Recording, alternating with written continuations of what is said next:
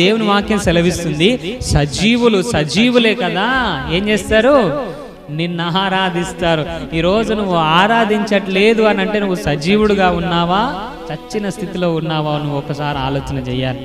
ఈరోజు నువ్వు సజీవురాలుగా ఉన్నావు అని అంటే నువ్వు దేవుణ్ణి ఆరాధించేవాడుగా ఉండాలి. ఎలా ఆరాధించాలి? నిజముగా ఆరాధించాలి. ఎలా ఆరాధించాలి? ఆత్మతో ఆరాధించాలి. ఎలా ఆరాధించాలి? సత్యముతో ఆరాధించాలి. ఎలా ఆరాధించాలి? మనస్ఫూర్తిగా ఆరాధించాలి. ఏదో అందరూ కొడుతున్నారు కదా అని చప్పట్లు కొట్టడం కాదు, అందరూ పాడుతున్నారు కదా అని పాడటం కాదు. ప్రియ దేవుని బిడ్డలారా, మనము మనస్ఫూర్తిగా దేవుణ్ణి ఆరాధించే వారముగా ఉండాలి. ఆయన గొప్పతనాన్ని బట్టి ఆరాధన చేయాలి. ఆయన మేళ్లను బట్టి ఆరాధన చేయాలి. ఆయన మన పట్ల చూపుతున్న కృపను బట్టి ఆరాధన చేయాలి. ఈ రోజు మనం సజీవులంగా ఉన్నామన్న విషయాన్ని జ్ఞాపకం చేసుకుంటూ ఆరాధన చేయాలి. ప్రియ దేవుని బిడ్డలారా.